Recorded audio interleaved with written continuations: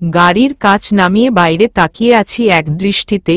ধমকা বাতাস আমার চুলগুলো এলোমেলো করে দিচ্ছে, বারবার সাথে এলোমেলো করে দিচ্ছে আমার মনের ভিতরটা।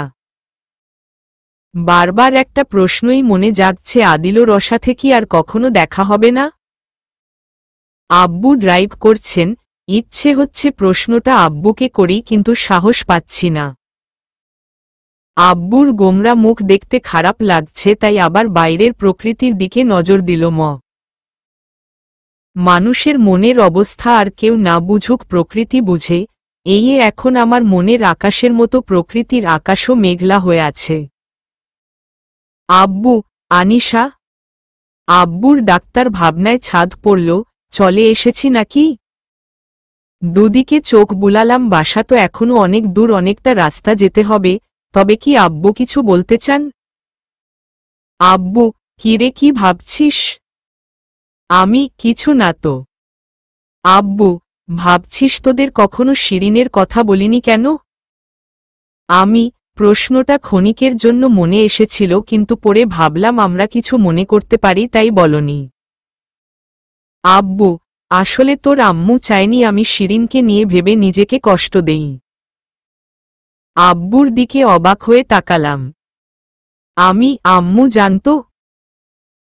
আব্বু, হ্যাঁ। শিরিনের প্রতারণার কথা মনে হলে বড়লোক হবার নেশা জাগত, পাগলের মতো ছুটতাম টাকার পিছনে, আর দিন শেষে যখন রাতের আধার হতো তখন নেশা করে বাসায় ফিরতাম। তোর আম্মু কষ্ট পেত বুঝতাম, কিন্তু কখনো ওর মন খারাপটাকে পাত্তা দিতাম না। কারণ আমি তো বিয়েই করতে চাইনি, তোর ফুফু আর চাচ্চু জোর করে বিয়েটা করিয়েছিল। তার মানে আম্মু কখনো তোমার ভালোবাসা পায়নি? আব্বু, কে বলল? প্রথমে ওকে সহ্য হতো না, কিন্তু যেদিন ও জানালো আমি বাবা হব সেদিন থেকে কেমন যেন একটা লাগতো। তোর আম্মুকে খুব ভালোবাসতে ইচ্ছে হতো। ও প্রেগন্যান্ট ছিল বলে নয়, ওর মায়াবী চেহারা, টোল পড়া হাসি সবকিছু আমাকে মন্ত্রমুগ্ধের মতো টানত। কিন্তু ওকে বেশিদিন ভালোবাসার সুযোগ আল্লাহ আমাকে দেননি। তোদের জন্ম দেওয়ার সময়েও। আব্বু থেমে গেলেন। এখন আর আব্বুকে বিরক্ত করতে ইচ্ছে হচ্ছে না, তাই চুপচাপ বসে রইলাম। আব্বু, শিরিন নামের মরীচিকার জন্য তোর আম্মুকে একটা বছর আমি অবহেলা করেছিলাম, তাই হয়তো অভিমান করে আমাকে একা করে দিয়ে চলে গেছে। আব্বু কাঁদছ কেন? মানুষের মৃত্যুর উপরে কি কারো হাত আছে? না কেঁদে আম্মুর জন্য দোয়া করো। আব্বু, নিশ্চুপ। আচ্ছা আব্বু, আম্মু মারা যাওয়ার পর মায়ের সাথে আর দেখা হয়নি তোমার? বা আমার আর আদিলর বিয়ের আগে মাঝখানে এতগুলো বছরের মধ্যে কি মায়ের সাথে তোমার কোনো যোগাযোগ হয়নি? আব্বু, হয়েছিল। কখন? আব্বু, শিরিন আর আমি আলাদা হবার 5 বছর পর। মধ্যে 5 বছর কেটে গিয়েছিল? আব্বু, রাগে অভিমানে শিরিনের কোনো খোঁজ রাখিনি, কিন্তু টাকার পিছনে ছুটে এই টাকা, সম্পদ, ব্যাংক ব্যালেন্স এসবের পাহাড় ঠিকই তৈরি করেছিলাম। তুই আর রাইমা তখন 3 বছরের। সেদিন রাইমা খুব অসুস্থ ছিল। সায়েমা ফোন করে তাড়াতাড়ি বাসায় ফিরতে বলেছিল। আমি অফিস থেকে বাসায় ফিরছিলাম, হঠাৎ রাস্তায় মানুষের ভিড় দেখে কাছে যাই, আর গিয়ে দেখি শিরিনের ভাই ভাবি আর তাদের ছোট বাচ্চা রাস্তায় পড়ে আছে। ভুলে যাই 5 বছর আগের শত্রুতা, তাদের নিয়ে হসপিটালে ছুটে যাই। রক্ত আর ওষুধপত্রের জন্য ছুটাছুটি করি, এর মধ্যে শিরিন হসপিটালে চলে আসে, ব্যাস দেখা হয়ে যায় দুজনের। তারপর? আব্বু, শিরিনকে আমি কিছু বলার আগেই ও ধরে নেয় আমি ইচ্ছে করে ওর ভাই ভাবির এক্সিডেন্ট করেছি প্রতিশোধ নেওয়ার জন্য। কথা কাটাকাটি হয় দুজনের মধ্যে। এক পর্যায়ে শিরিনকে বুঝাতে ব্যর্থ হয়ে চলে আসি আমি হসপিটাল থেকে। আর কখনো দেখা হয়নি? আব্বু, না, আমিও চেষ্টা করিনি। তুই আর রাইমা ছিলি, সাথে ছিল তোদের মায়ের স্মৃতি, বেশ কাটছিল জীবন।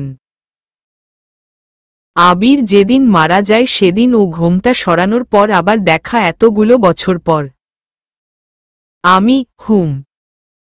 আব্বু, ভালোবাসা শব্দটা মাত্র 4 অক্ষরের, কিন্তু এর কষ্টের পরিমাণ অনেক বেশি।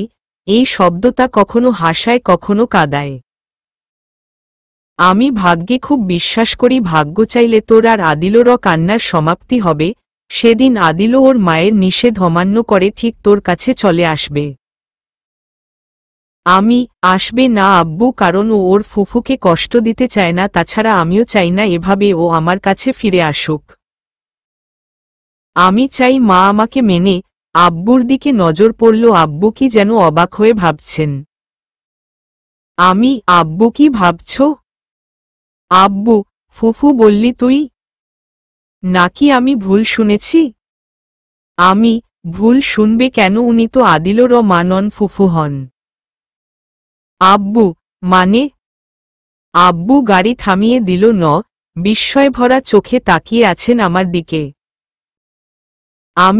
আব্বু তুমি এত অবাক হচ্ছ কেন? তুমি জানতে না মা মানে আদিলর ফুফু কখনো বিয়ে করেননি?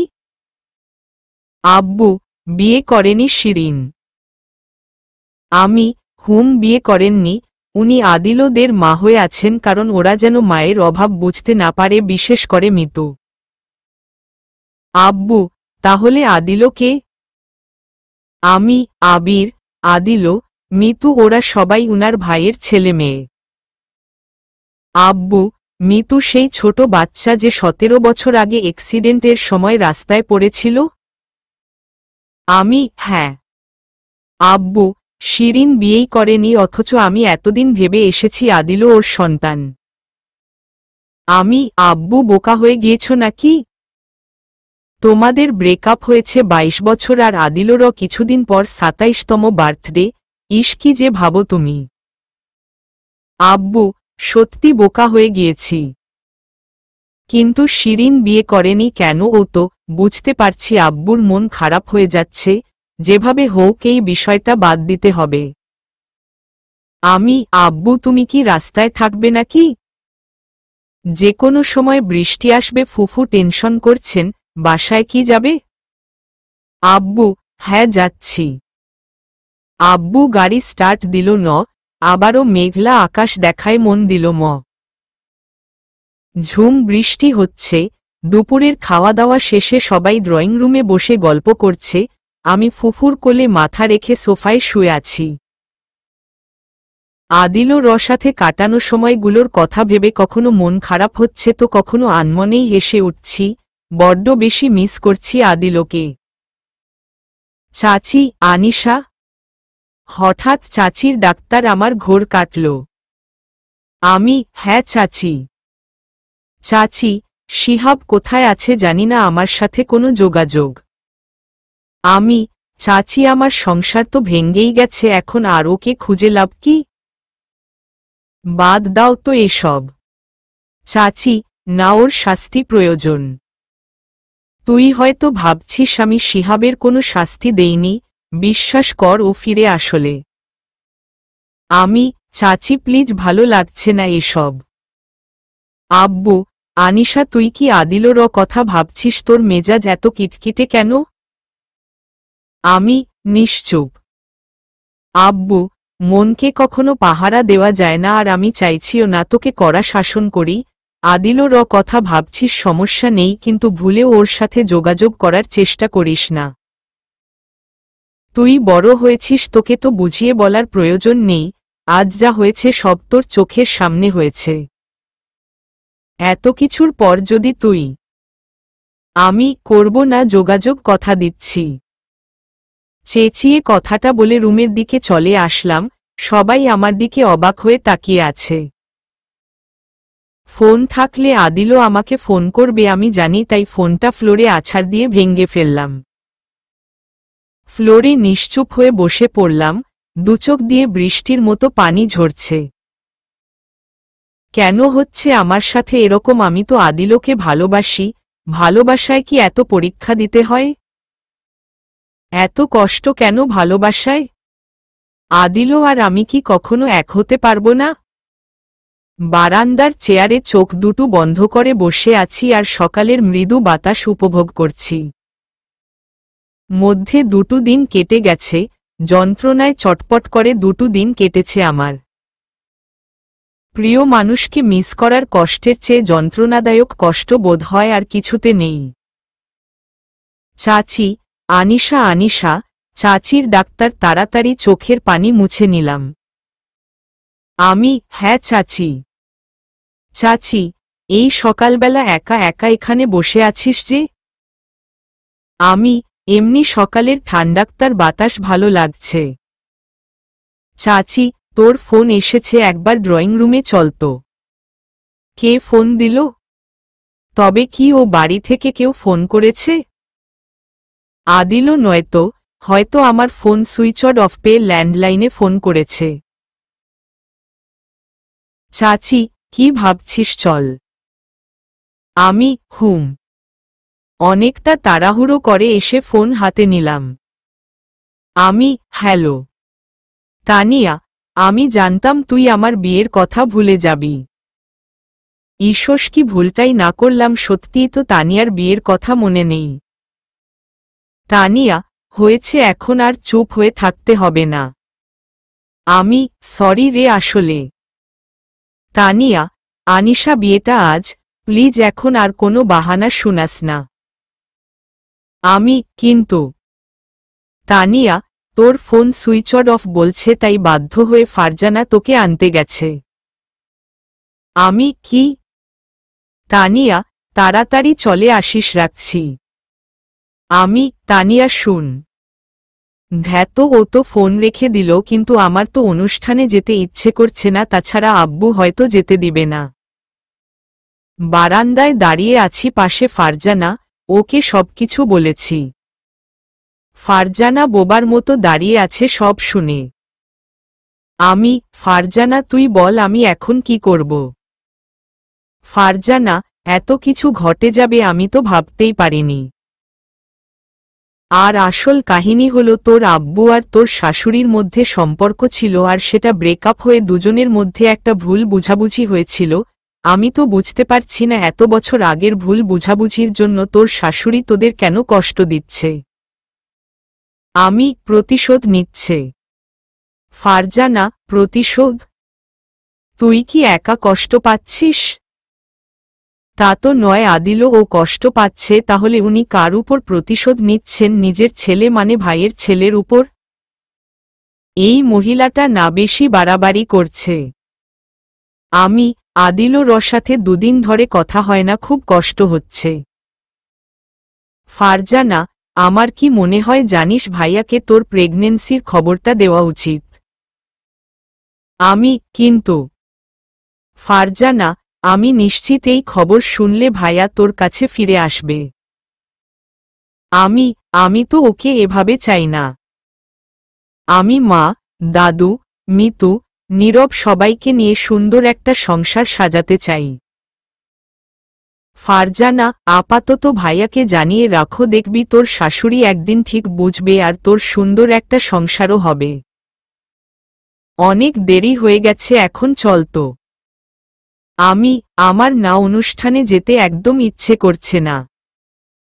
ফারজানা, তানিয়া কিন্তু খুব রেগে যাবে। তানিয়া এত বছর রিলেশনের পর বিয়ের পিঁড়িতে বসতে চলেছে, আর ওর এই খুশির দিনে আমরা থাকব না, তা হয়? চল বলছি। ফুফু, আনিশা তুই যা, অনুষ্ঠানে গেলে তোর মন কিছুটা হলেও ভালো হবে।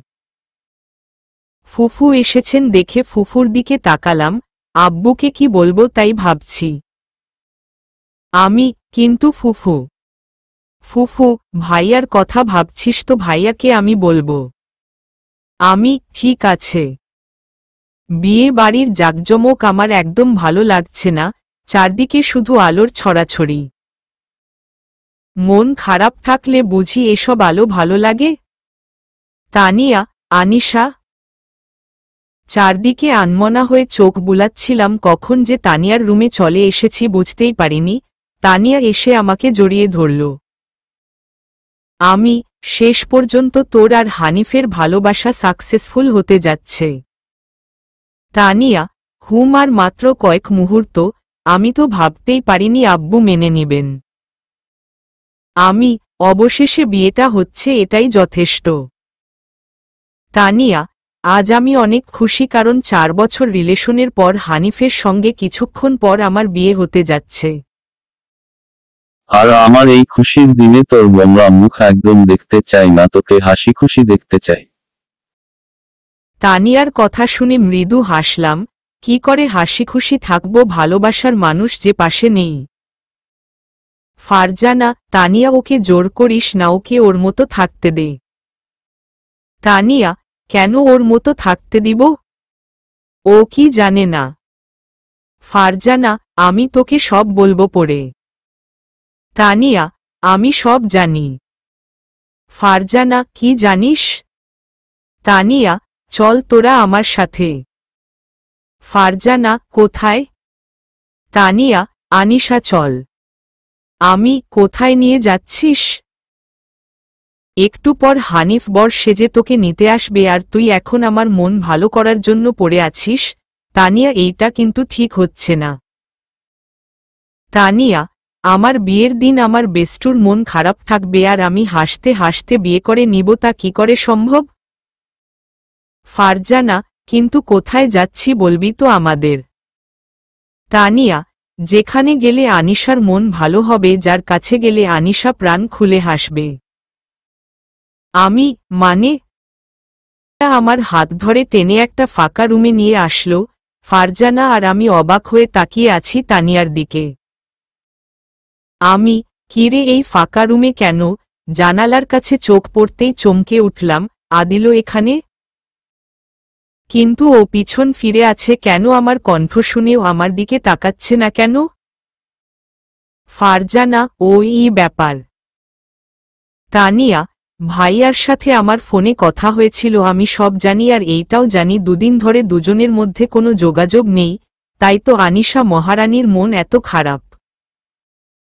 আমি এখনো অবাক হয়ে আদিলর দিকে তাকিয়ে আছি। আমি এসেছি বুঝেও আদিলও একবারের জন্য আমার দিকে তাকাচ্ছে না দেখে আরো বেশি অবাক হচ্ছি। তানিয়া, কথা বল, আমরা আসছি। ফারজানা, আনিশা, আজ ভাইয়াকে তোর প্রেগনেন্সির কথাটা বলে দিস। ফারজানা আমার কাছে এসে ফিসফিস করে কথাটা বলে চলে গেল। তানিয়া আর ফারজানা চলে যেতেই আদিলও আমার দিকে ঘুরে তাকালো। অপলক দৃষ্টিতে তাকিয়ে আছি দুজন দুজনের দিকে। কতটা সময় দুজন দুজনের দিকে তাকিয়েছিলাম জানি না। আদিলও আমার দিকে এগিয়ে আসছে দেখে ওর থেকে চোখ সরিয়ে নিলাম। আদিলও দরজা বন্ধ করে এসে আমার সামনে দাঁড়ালো। আমি মাথা নিচু করে দাঁড়িয়ে আছি। আদিলও এক হাতে আমার তুথুনি ধরে আমার মুখ উপরে তুলল। আদিলর চোখের দিকে তাকিয়ে আছি, ওর দুচোখে পানি টলমল করছে, মনে হচ্ছে এখনই কেঁদে দিবে। আচমকা আদিলও আমাকে ঝাপটে ধরল। আমি নির্বাক হয়ে দাঁড়িয়ে আছি। আদিলও কাঁদছে আর আমাকে শক্ত করে বুকের সাথে জড়িয়ে ধরে রেখেছে, মনে হচ্ছে বুকের সাথে আমাকে পিষে ফেলবে। আদিলর শার্ট খামছে ধরে চোখ দুটো বন্ধ করে ফেললাম। কেন হচ্ছে এরকম? দুজনের এক হওয়া যদি নিয়তিতে না থেকে থাকে তাহলে কেন বারবার দেখা হচ্ছে? কেন একজন আরেকজনকে ছাড়া থাকতে পারছি না? ভালোবাসা কি এরকমই হয়? আদিলও আমার কপালে আসা চুলগুলো কানের একপাশে যত্ন করে গুজে দিল। আদিলর দিকে তাকিয়ে আছি, ও মুচকি হাসছে। আশ্চর্য, এমন পরিস্থিতিতে ও হাসছে কিভাবে? আমি, হাসছ যে? আদিলও, তুমি আমার থেকে দূরে যেতে চাও কিন্তু সফল হতে পারো না এইটা ভেবে। আমি, নিশ্চুপ।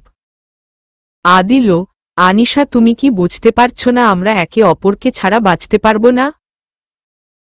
কেন এমন করছো? ফোন অফ করে রেখেছ, এই দুদিন কোনো যোগাযোগ করনি কেন আনিশা? আমি, তুমি কি আব্বুর কথা ভুলে গেছ? আব্বু তোমাকে কথা দিয়েছেন আমি তোমাকে বিরক্ত করব না। আদিলও, তুমি আব্বুর কথা শুনে? আদিলও রাগে কটমট করতে করতে বিছানায় গিয়ে বসল। আদিলও, তুমি তোমার আব্বুর কথা শুনে আমার সাথে যোগাযোগ করা বন্ধ করে দিয়েছ, তাহলে আমি কেন আম্মুর কথা অমান্য করে তোমার কাছে বারবার ছুটে আসছি? আমি তো তোমাকে বলিনি ছুটে আসতে।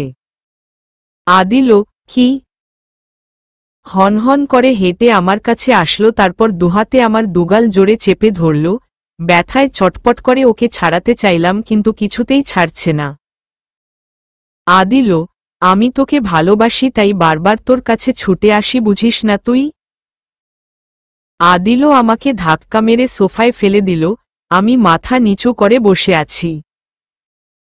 আদিল, তোকে তো আমার খুন করে ফেলতে ইচ্ছে হচ্ছে। এই তুই জানিস এই দুদিন আমি তোর নাম্বারে কতবার ডাক্তার করেছি? তোর বাসার ল্যান্ডলাইনে কবার ফোন করেছি তোর কোনো ধারণা আছে? যতবার ফোন করেছি তোর ফুফু বারবার কথা শুনিয়েছে, তারপরও বেহায়া হয়ে বারবার ফোন করেছি শুধু তোর কণ্ঠটা একবার শোনার জন্য। আর তুই কি না? আদিল মাথায় হাত দিয়ে বিছানায় বসে আছে। আমি চুপচাপ বসে ওকে দেখছি। অনেক রেগে গেছে, এখন আমার চুপ হয়ে থাকা ছাড়া উপায় নেই। ডিভোর্স তো হয়েই যাবে, এই শেষ সময়ে ঝগড়া করতে চাই না। আদিল আমার সাথে যাবে। আদিল আমার কাছে এসে ফ্লোরে হাঁটু গেড়ে বসে আমার হাত দুটো ধরে তাকিয়ে আছে আমার দিকে। আদিল আমার উত্তরের অপেক্ষা করছে, কিন্তু ও কোথায় নিয়ে যাবে আমাকে? আদিল, কি হলো বলো না, যাবে আমার সাথে? আমি কোথায়? আদিল, অনেক দূরে, যেখানে আমাদের ভালোবাসায় কেউ বাধা দিবে না।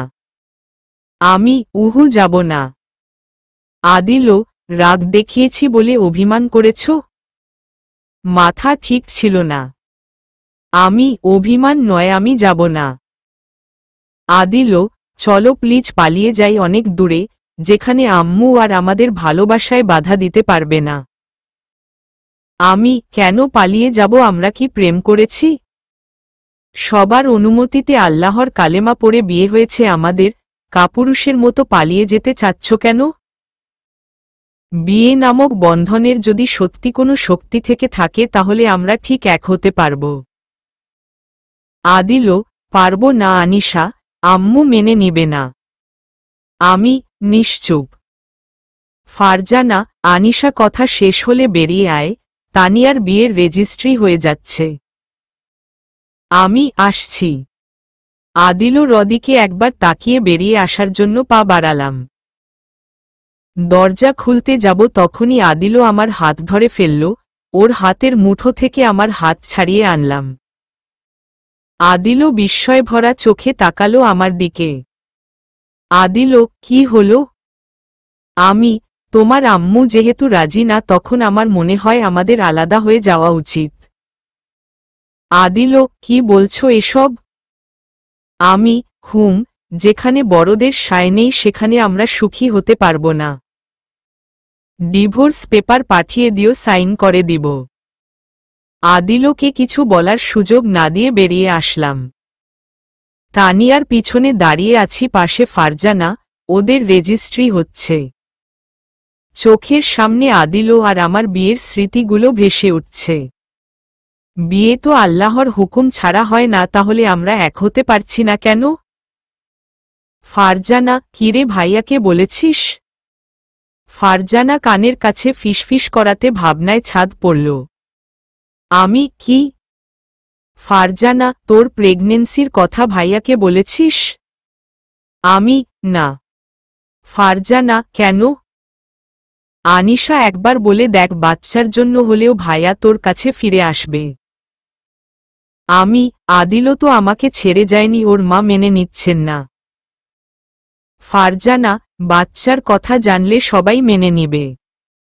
আমি, যে মহিলা জিজ্ঞেস করে বাচ্চাটা কার, সে মেনে নিবে? হাসালি।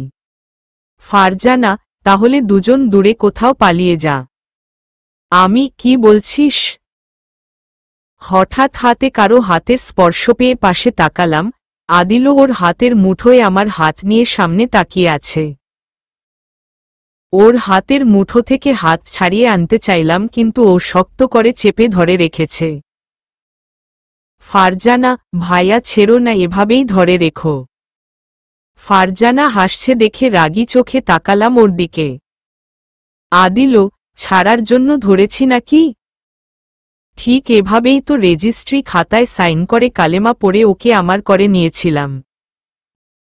মৃত্যুর আগে এই হাত ছাড়ছি না। আমি, কিন্তু তোমার আম্মু ছাড়িয়ে দিবে। আদিল, হাত ছাড়াতে চাইছো কেন? সবাই তো ভাববে আমার উপর অভিমান করেছ। আমি আদিল, বললাম তো চলো পালিয়ে যাই, কথা দিচ্ছি তোমাকে কখনো কষ্ট পেতে দিব না। আদিল রদিকে রাগী চোখে তাকালাম। আদিল প্লিজ সবার সামনে এমন করো না। আদিল, ঠিক আছে চলো। আমি কোথায়? আদিল আমার হাত ধরে টেনে বাগানের দিকে নিয়ে আসলো। আদিল, এবার বলো। আদিল, আমি তানিয়ার বিয়েতে এসেছি তোমার সাথে। আদিল, তানিয়া ফারজানা ওরাও চায় আমাদের মিল হোক, কাজেই তানিয়া রাগ করবে না।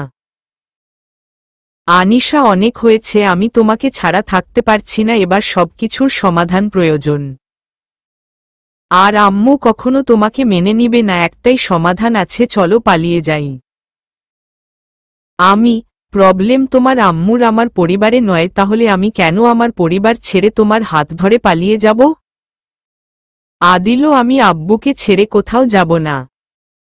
আদিল, আমাকে ছাড়া বাঁচতে পারবে? আমি নিশ্চুপ। আদিল, কি হলো বলছো না কেন? হাত ছাড়ো, লাগছে।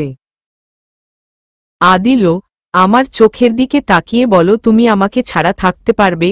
কথা দিচ্ছি তোমার থেকে অনেক দূরে চলে যাব। পারবো না থাকতে তোমাকে ছাড়া, কিন্তু আব্বুকে একা রেখে তোমার সাথে পালিয়েও যেতে পারবো না। আদিল, তাহলে তুমি কি করতে চাও? আমি সবাইকে নিয়ে সংসার সাজাতে চাই। আদিল, আনিশা, তুমি বুঝতে পারছো না কেন এইটা কখনো সম্ভব নয়, আম্মু তোমাকে মেনে নিবে না। তাহলে আমাকে আর বিরক্ত করো না। আদিলর হাত ঝটকা দিয়ে ছাড়িয়ে দিল। ও আমার দিকে অবাক চোখে তাকিয়ে আছে। আদিল, আনিশা। আদিলর ডাক্তার সাড়া না দিয়ে হনহন করে হেঁটে ওর সামনে থেকে চলে আসলাম। নিজের মাকে বুঝাতে পারে না, আবার ভালোবাসি বলতে এসেছে। ফারজানা, আমি বুঝতে পারছি না তুই এই ঝড় বৃষ্টির রাতে একা একা যাবি কিভাবে। গাড়ির জন্য অপেক্ষা করছি আর ভাবছি আজ বোধহয় আব্বু খুব রাগ করবেন। ফারজানা, কিরে কথা বলছিস না কেন? কি বলবো? সন্ধ্যা যে হয়ে যাবে আমি তো ভাবতেই পারিনি আর এত ঝড় বৃষ্টি শুরু হবে ভাবিনি। ফারজানা, সব দোষ আমার। নিজেকে দোষ দিচ্ছিস কেন? ফারজানা, তখন তো তুই গাড়ি আনতে চেয়েছিলি, আমিই তো বারণ করলাম। এদিকে তানিয়াকে বিদায় দিতে সন্ধ্যা হয়ে গেল আর এখন এই ঝড় বৃষ্টি। চিন্তা করিস না, তুই বাসায় যা, আমি ঠিক চলে যাব। ফারজানা, হ্যাঁ তোর কিছু হোক আর তোর আব্বু আমার 12টা বাজাক, আমিই তো তোকে গিয়ে নিয়ে এসেছিলাম। আদিল, আমি থাকতে যে তোমরা কেন এত টেনশন করছো? আদিলকে দেখে চমকে উঠলাম, ও এখনো বাসায় যায়নি? তখন রাগ দেখানোর পর তো আর আমার সামনে আসেনি, কোথায় ছিল? ফারজানা, আমি বেঁচে গেছি। আদিল, তুমি যাও, আমি আনিশাকে বাসায় পৌঁছে দিব। ফারজানা, ঠিক আছে। ফারজানা, আমি ওর সাথে যাচ্ছি না। ফারজানা, প্লিজ আমার জন্য আজ সব অভিমান ভুলে যা। ফারজানা, প্লিজ প্লিজ, আমাকেও তো বাসায় ফিরতে হবে। তোর কি এখান থেকে তো 5 মিনিটের রাস্তা। ফারজানা, প্রিয় মানুষ সাথে থাকলে অনেক দূরের পথও কাছের মনে হয়, বুঝেছিস? ভাইয়া আসছি। আদিল, ঠিক আছে। ফারজানা, শুন। ফারজানা, ভালো থাকিস, সব অভিমান ভুলে ভাইয়াকে আপন করে নিস, মানুষটা সত্যি তোকে অনেক বেশি ভালোবাসে। ফারজানা আমাকে জড়িয়ে ধরে কথাগুলো বলে হাসি মুখে চলে গেল। আদিল রদিকে তাকিয়ে আছি, সত্যিই ও আমাকে অনেক বেশি ভালোবাসে। আদিল, আনিশা গাড়িতে উঠো। আদিল ধাক্কায় আমার ঘোর কাটল। আমি, হ্যাঁ উঠছি। আদিলও বারবার আমার দিকে তাকাচ্ছে, হয়তো কিছু বলতে চায়, কিন্তু আমি ওকে পাত্তা না দিয়ে বাইরে তাকিয়ে আছি। কি কথা বলবো আদিলর সাথে? সেই তো বারবার ভালোবাসি শব্দটা বলবে। যেখানে ওর আম্মু আমাকে মেনে নিচ্ছেন না, সেখানে ভালোবাসার মূল্য কি? কোনো মেয়ে চায় শাশুড়ির অমতে সংসার করতে? প্রত্যেক মেয়ে তো চায় সবাইকে নিয়ে ছোট একটা সংসার সাজাতে, কিন্তু আমার ভাগ্যে যে সেটা নেই, হয়তো সব মেয়ের ভাগ্যে সেটা থাকেও না। হঠাৎ ঘুম ভেঙে গেল, ঘুম ঘুম চোখে চারপাশে চোখ বুলালাম, আমি কোথায় বুঝতে পারছি না। গাড়িতে বেশ ঠান্ডাক্তার লাগছিল, চোখ বুজে আসছিল, তারপর আর তো কিছু মনে পড়ছে না। আদিলও, ভয় পেও না, কেউ তোমাকে কিডন্যাপ করেনি। আদিলও চায়ের কাফে চুমুক দিতে দিতে রুমে এসে ঢুকল। আমি তো এখনো বুঝতে পারছি না আমি কোথায়। আদিলও, গাড়িতে আমার কাঁধে মাথা রেখে ঘুমিয়ে পড়েছিলে, তারপর এখানে নিয়ে এসেছি আমি, কিন্তু আমার তো বাসায়। আদিলও, এমন রোমান্টিক ওয়েদারে তোমাকে বাসায় দিয়ে ভদ্র ছেলের মতো আমিও বাসায় ফিরে যাব ভাবলে কিভাবে? অনেক তো অভিমান দেখিয়েছ, তাই ভাবলাম আজ রাতটা না হয় আমাদের দুজনের হোক। আমি, মানে? আদিলও, উফফ, তুমি কি পিচ্ছি মেয়ে যে সব বুঝিয়ে দিতে হবে? বুঝো না ভালোবাসি যে। আমি, কয়টা বাজে? আদিলও, 11টা। আমি, কি? আদিলও, এত অবাক হচ্ছ কেন? মনে হচ্ছে তোমার জন্য ঘড়ির কাঁটা আটকে না থেকে বিরাট বড় অন্যায় করে ফেলেছে। আমি, আদিলও, তুমি নিজেও বুঝতে পারছো আব্বু টেনশন করছেন, এসব কিভাবে বলতে পারছো?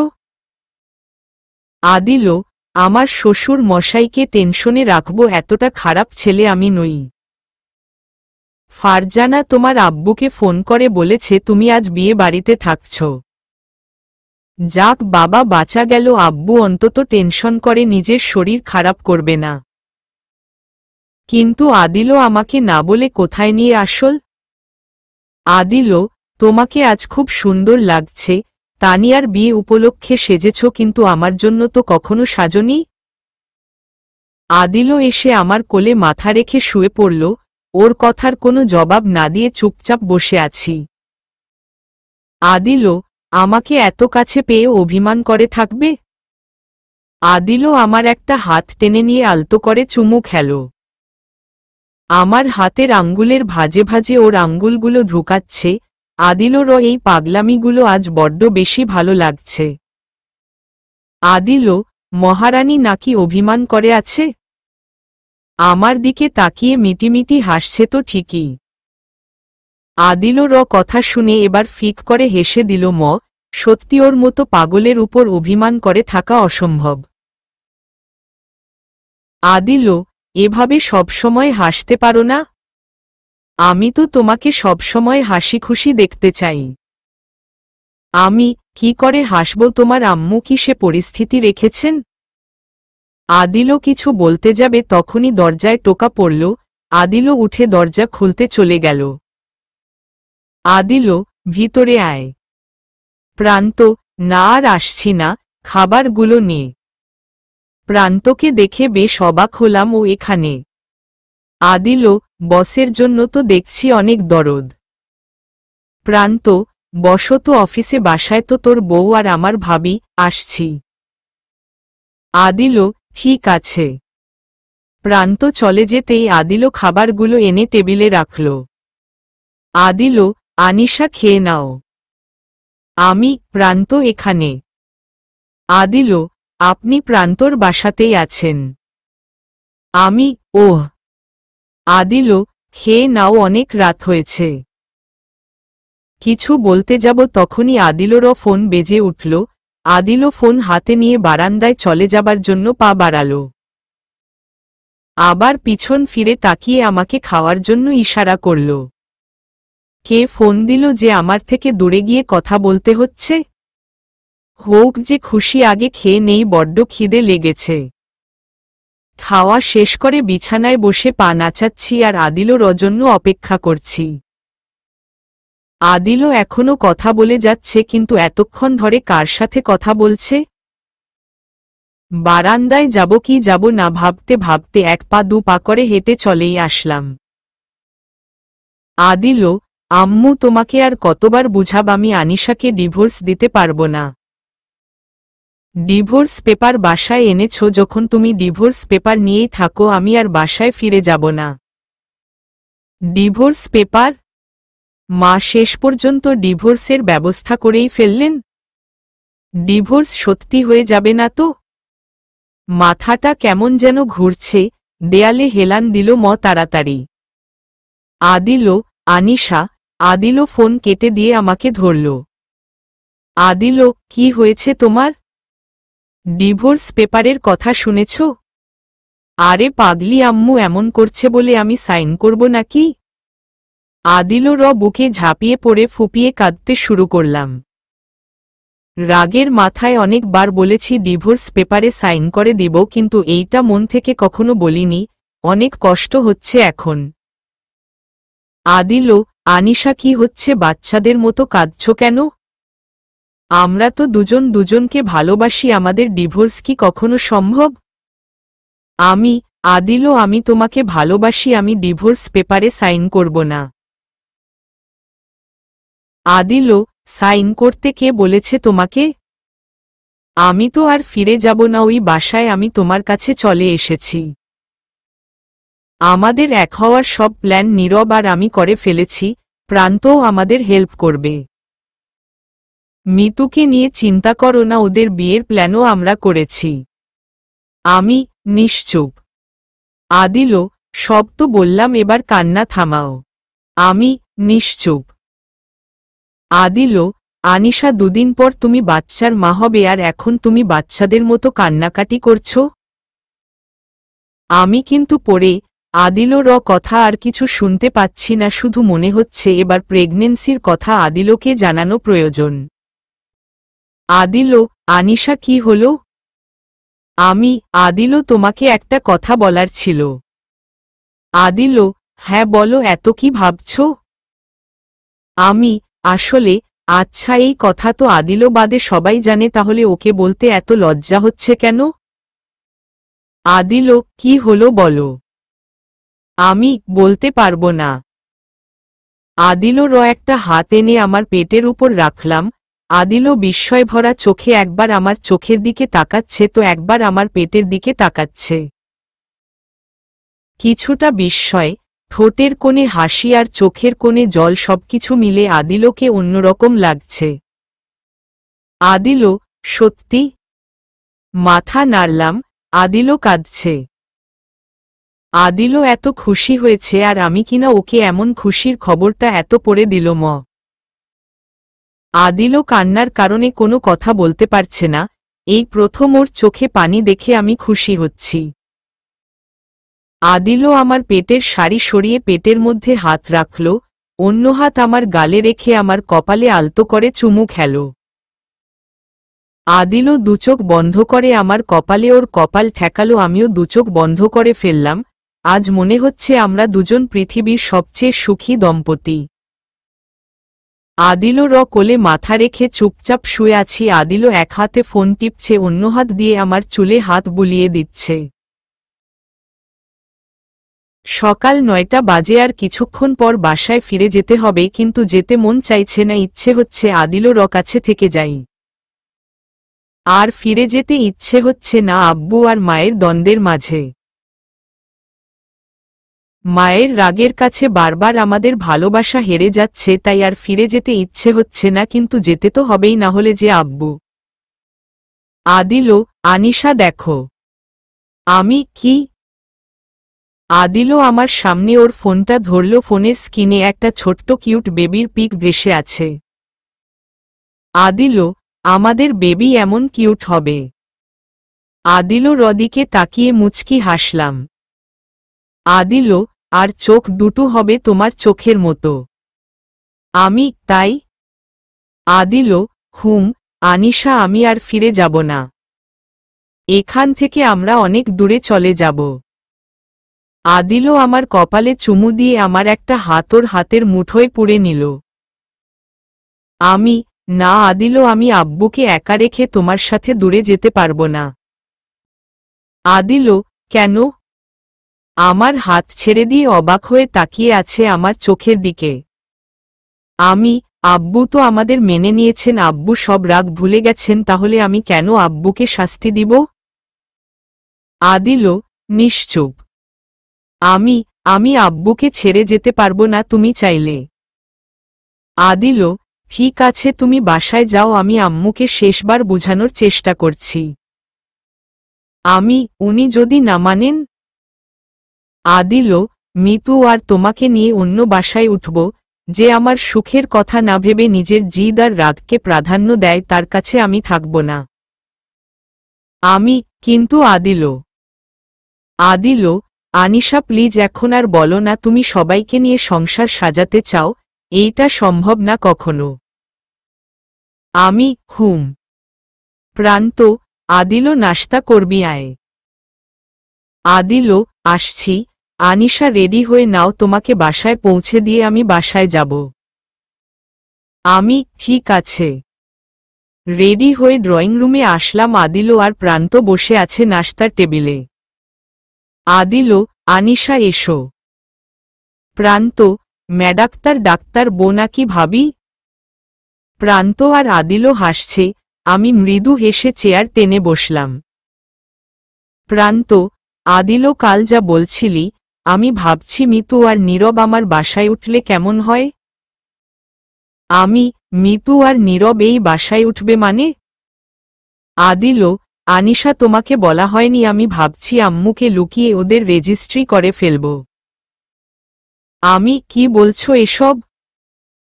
আদিলও এছাড়া উপায় নেই, ওদের রেজিস্ট্রি হয়ে গেলে আম্মু আর ডিভোর্স নিয়ে ভয় দেখাতে পারবে না।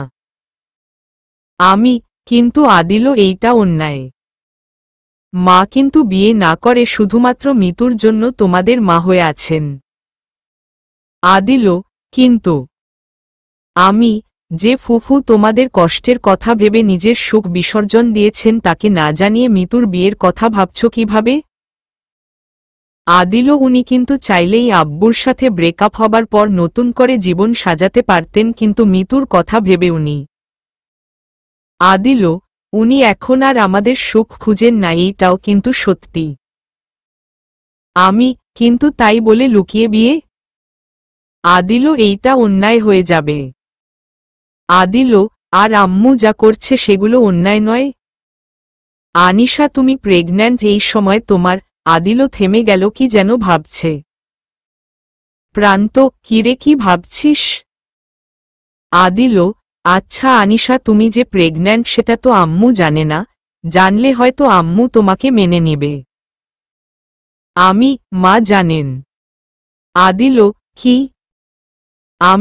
যেদিন আমি অসুস্থ হয়ে হসপিটাল ছিলাম সেদিনই আব্বু মাকে জানিয়েছেন, আর উনি আমাকে দেখতে হসপিটালও গিয়েছিলেন। আদিলও তুমি হসপিটাল ছিলে? ডাক্তার রির কথা যেদিন প্রথম বলেছিলে সেদিনই। আদিলও এজন্যই তুমি সেদিন অফিস যাওনি? তুমি সেদিন প্রেগনেন্সির কথা জেনেছ আর আমাকে বলেছ কাল রাতে? বাহ! সবাই নিষেধ করেছিল আর আমিও রাগ করে বলিনি। আদিলও কিসের রাগ? মা খুব বাজে কথা বলেছিলেন তাই। আদিলও মা প্রেগনেন্সির কথা শুনেও মেনে নেয়নি? না, উনি উল্টো আমাকে আব্বু ফুফু চাচি সবার সামনে জিজ্ঞেস করেছিলেন বেবিটা কার, তোমার নাকি শিহাবের। কথাগুলো বলতে গলায় কান্না দলা পেকে আসছিল, তাও বললাম না হলে যে আদিলও আমাকে ভুল বুঝবে। আদিলও কি? প্রান্ত, তোর আম্মু এতটা নিচ্ছি। এসব শোনার পর যে কোনো মেয়ের রাগ হবে। ভাবি যে তোকে এখনো ভালোবাসে, এটাই তো তোর ভাগ্য।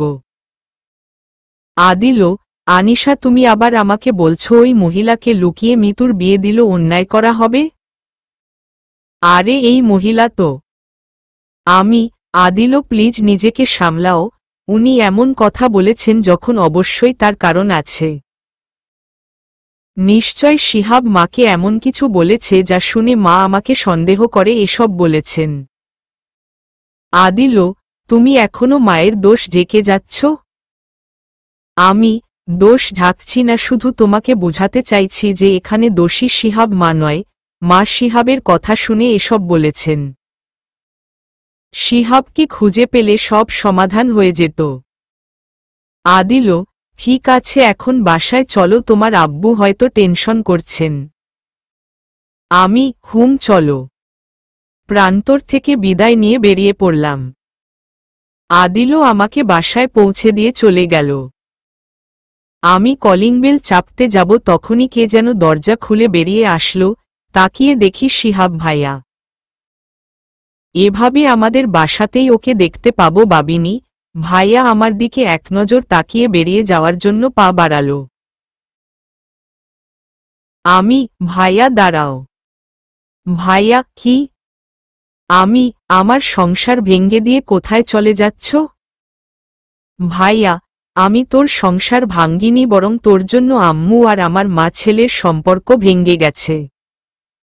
আমি, মানে? ভাইয়া, আম্মু আমাকে ছেলে বলে অস্বীকার করেছে, বলেছে আমি নাকি আম্মুর কাছে মৃত। ভাইয়া কথাগুলো বলতে গিয়ে কেঁদে দিল। চাচি এত বড় শাস্তি দিল ভাইয়াকে? আব্বু, যা করেছিস তারপর তো তোর জন্য এর চেয়ে বড় কোনো শাস্তি হয় না। আব্বু গাড়ি থেকে নেমে আসছেন দেখে অবাক হলাম। আব্বু কোথায় ছিলেন? আমি, আব্বু তুমি এই সকালবেলা কোথায় গিয়েছিলে? আব্বু, তানিয়াদের বাসায় তোকে আনতে। এখন আব্বুকে কি বলবো, আমি তো আদিলর সাথে ছিলাম। আব্বু, কোথায় ছিলি তুই? আমি, আব্বু আব্বু, আদিলর সাথে? আমি নিশ্চুপ। আব্বু, শিহাব আমার মেয়েটা আদিলকে ছাড়া থাকতে পারছে না, ও তিলে তিলে শেষ হয়ে যাচ্ছে, তুই আমার মেয়ের সংসার ভেঙে দিল। ভাইয়া, চাচ্চু আমি। আব্বু, ভিতরে চল। আব্বু ভাইয়ার হাত ধরে টেনে ড্রয়িং রুমে নিয়ে আসলেন।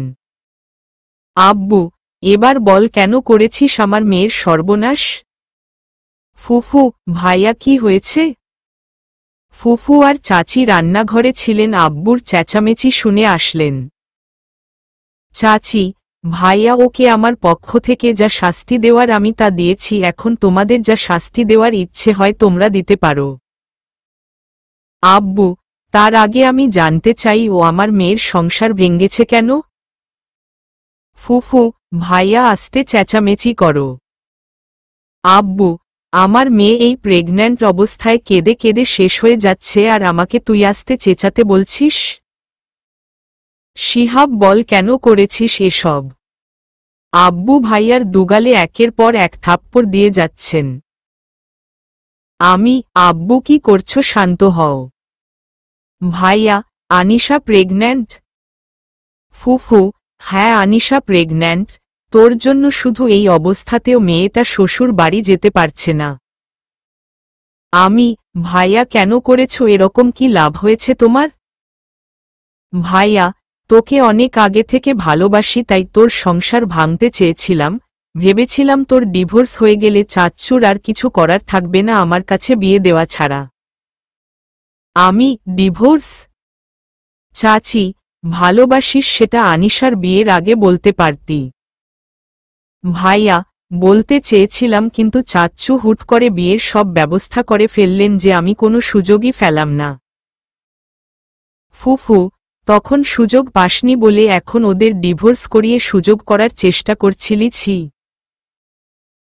ভাইয়া, আমি ভুলে গিয়েছিলাম দুজন ভালোবাসার মানুষকে কখনো আলাদা করা যায় না। ডিভোর্স হলে হয়তো ওরা দুজন কাগজে কলমে আলাদা হয়ে যেত, কিন্তু ওদের মন ঠিকই এক থাকত, একে অপরকে ভালোবাসত। আমি, সংসার ভেঙে দিয়ে এখন এই কথাটা উপলব্ধি করতে পেরেছ? ভাইয়া, ভাঙেনি তো, ডিভোর্স তো হয়নি। ফুফু, কিন্তু ওর শাশুড়ি ওকে ভুল বুঝেছে, তোকে নিয়ে সন্দেহ করেছে, এমনকি ওর পেটের সন্তানটাকেও তোর সন্তান ভাবছে। ভাইয়া, নিশ্চুপ। আব্বু, তুই আনিশার শাশুড়িকে কি বলেছিস যে ও আনিশাকে ভুল বুঝছে? ভাইয়া, বলেছি আনিশার সাথে আমার অনেক বছরের রিলেশন। আমাকে ভালোবাসো কথাটা কখনো আমাকে বলেছিলে? ভালোবাসলে বলতে হয়, এভাবে ক্ষতি করতে নেই। ভাইয়া নিশ্চুপ। আব্বু, আমার মেয়েদের আমি কখনো কষ্ট কি বুঝতে দেইনি। এক মেয়ে তো সুইসাইড করলো, আরেক মেয়েকে এখন তোর জন্য কাঁদতে হচ্ছে। আব্বু কাঁদতে কাঁদতে গিয়ে সোফায় বসলেন, আমিও আব্বুর পাশে এসে বসলাম। চাচি, তুই আনিশাকে সত্যি ভালোবাসিস? ভাইয়া নিশ্চুপ। চাচি, বল ভালোবাসিস কিনা? ভাইয়া হ্যাঁ বাসি।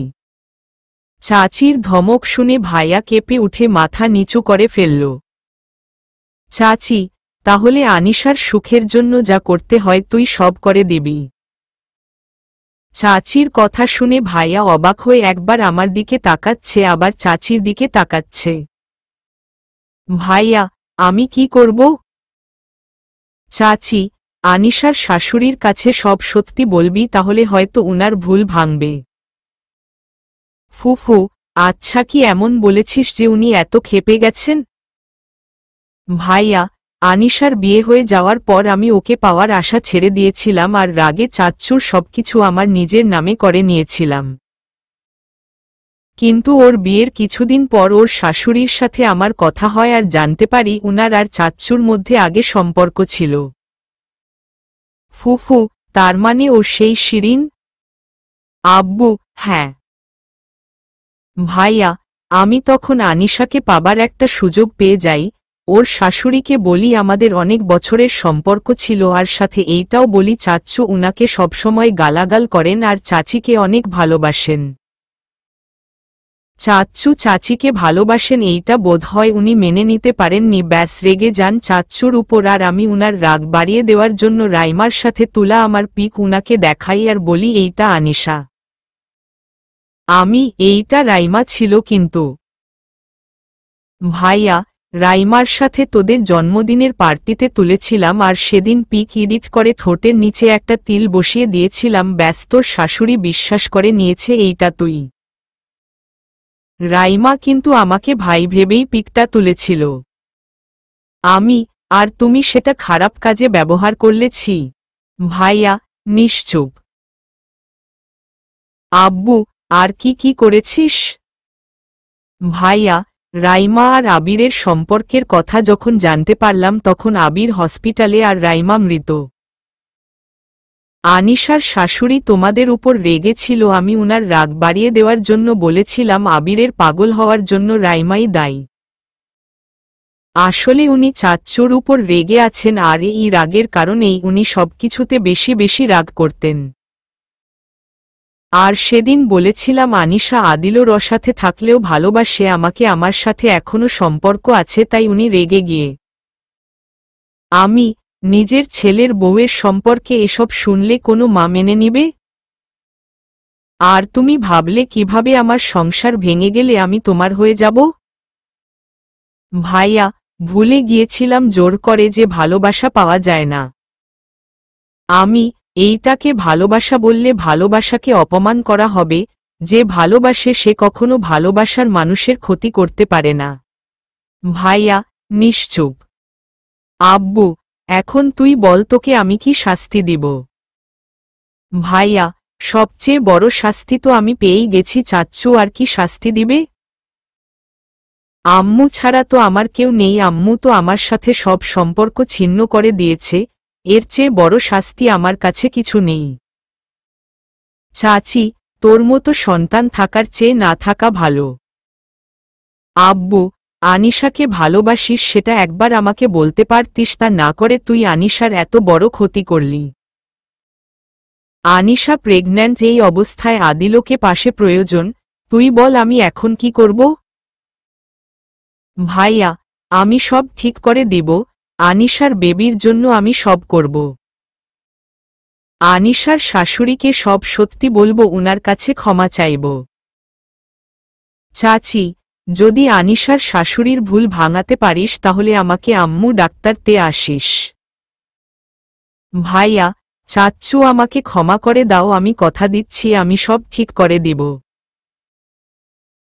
আব্বু, যার সংসার ভেঙেছিস, যার চোখের পানি ঝরিয়েছিস, তার কাছে গিয়ে ক্ষমা চেয়ে নে।